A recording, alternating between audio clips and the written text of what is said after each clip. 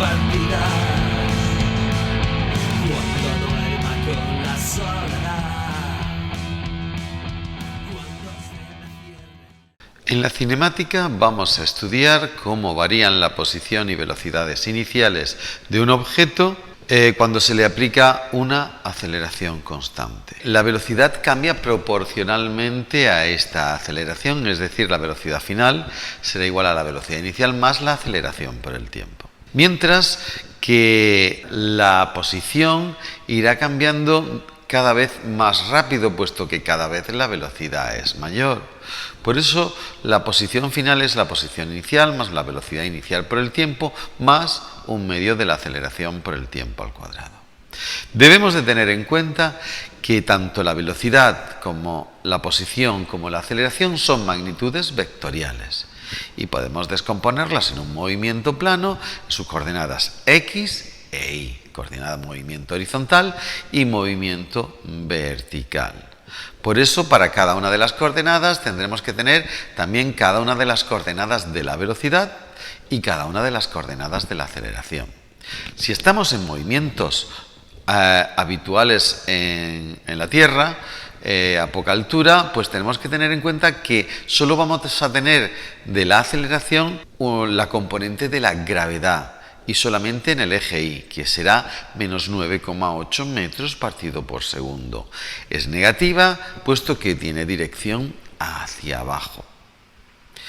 En el eje X no tendremos aceleración en principio, a no ser que tengamos una propulsión o algún motor o que haya un viento que produzca una aceleración en nuestra partícula, pero excepto casos excepcionales no tendremos aceleración en el eje X. En física y en cinemática también, nos encontramos con la situación en que el observador es muy importante porque determina las posiciones y las medidas de los fenómenos que vamos a estudiar. Por eso, cuando estudiamos un problema de cinemática es importante saber desde dónde medimos las cosas y desde dónde vamos a obtener los resultados. Por ejemplo, si estoy en un acantilado, 50 metros de altura sobre la superficie del mar, y desde aquí tiro un objeto, yo puedo calcular, por ejemplo, las posiciones iniciales y las finales, ya sea desde arriba del acantilado o desde la superficie del mar. ¿Y cómo cambian las cosas? Me dirán. Pues muy sencillo. Por ejemplo, la posición inicial. En la posición inicial la partícula está en la cima del acantilado. Si yo mido desde abajo, la posición inicial en el eje Y es 50 metros y la posición en el eje X es 0. Si estoy aquí arriba sobre el acantilado, como la partícula está a mi lado, pues la posición en el eje Y es precisamente 0, porque está a la misma altura que yo. La posición en el eje X también es 0. Fijaros que la posición para el que está arriba es 0, 0 y para el que está abajo es 0, 50, porque está a 50 metros de altura. A la hora de buscar condiciones, por ejemplo, si lanzo la partícula con una determinada velocidad y un ángulo, entonces la partícula creará un movimiento parabólico y caerá en la superficie del mar. La condición para caer aquí en la superficie del mar, para el de arriba, es que la partícula, el objeto, llegue a menos 50 metros, es decir, llegue 50 metros por debajo del acantilado, es decir, que llegue al mar. La condición será que la coordenada Y final sea igual a menos 50 metros. Pero para el observador que está aquí abajo va a hacer el mismo movimiento, pero la condición para llegar al suelo es que la Y sea igual a 0, es decir, que esté a la misma altura que él, porque él está aquí. Y me diréis, los dos tienen posiciones iniciales distintas, condiciones para llegar al agua distintas. Sin embargo, las dos proporcionan la misma ecuación, porque para el de abajo, la posición inicial es 50 y la final es 0 en el eje Y.